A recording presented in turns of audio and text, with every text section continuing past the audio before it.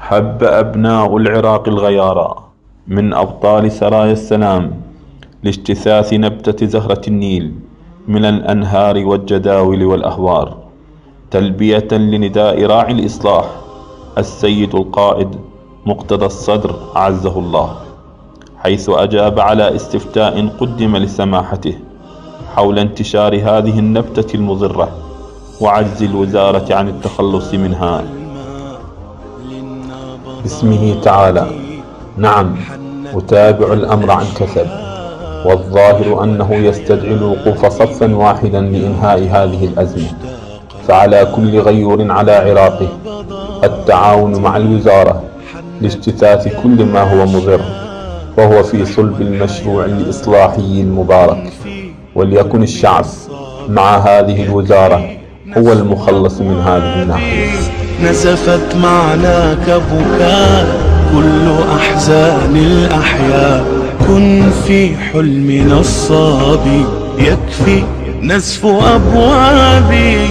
ها هو الأستاذ الفاضل علي الزيدي يشارك إخوته المتطوعين العمل، فقد أبى أن يكون موجها لهم فقط، وما ذاك إلا لإخلاصه والمنهج الذي خطه وسار عليه في حياته من عدم التبعيض في تطبيق أوامر السيد القائد مقتدى الصدر عزه الله.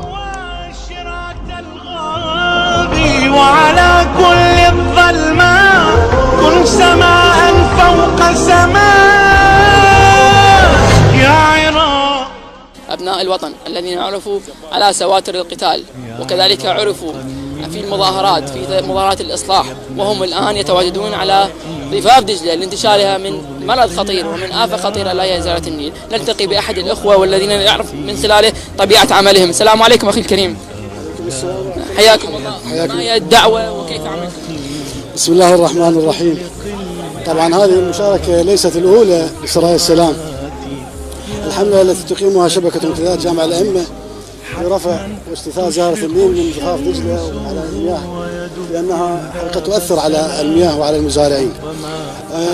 بالتأكيد الإصلاح مفهوم عام له مصادر كثيرة، فانبرى أبناء سرايا السلام في البدء لمقاتلة الدواعش باعتباره هذا القتال ضد دواعش الفساد ودواعش الإجرام، لأنه حقيقة إصلاح دين الإسلام، لأنهم شوهوا هذه السمعة الطيبة للإسلام الكريم والإسلام الحنيف، وشوهوا سمعة رسول الله صلى الله عليه وآله وسلم.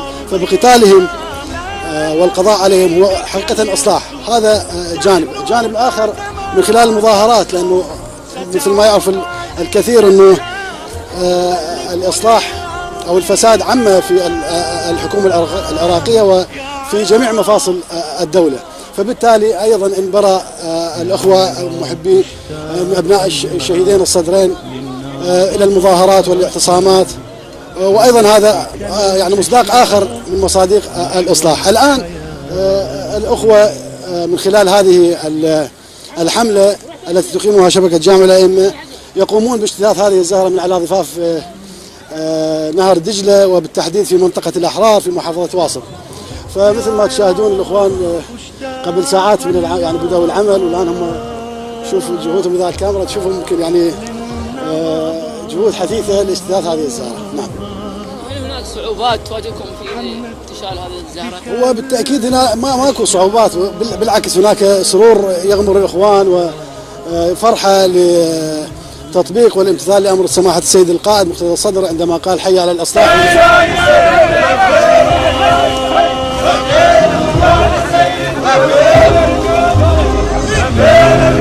اشتاق الماء للنبضات حنت بك الأشياء نحو الحياة.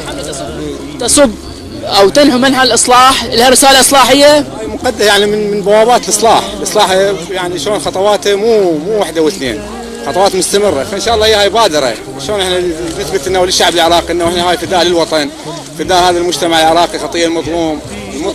الرسالة مفادها اننا وكما عهدنا سماحة السيد القائد مقتدى الصدر تحت رهن إشارته، سواء في سوح القتال او في القضاء على هذه الكوارث البيئية او في تنظيف الشوارع أو في ساحات الإصلاح.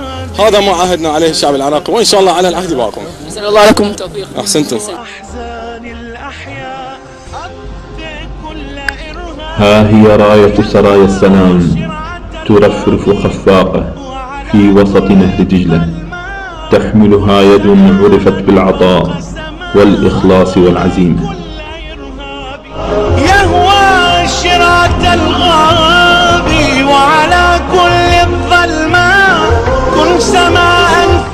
نحن نصلح البيئة ونصلح المجتمع، وهدفنا إصلاح العراق بشكل عام. لا نسعى، ليس لدينا أي أهداف أو مطامع سياسية في أي حركة معينة، ولا نستهدف أي شخص معين.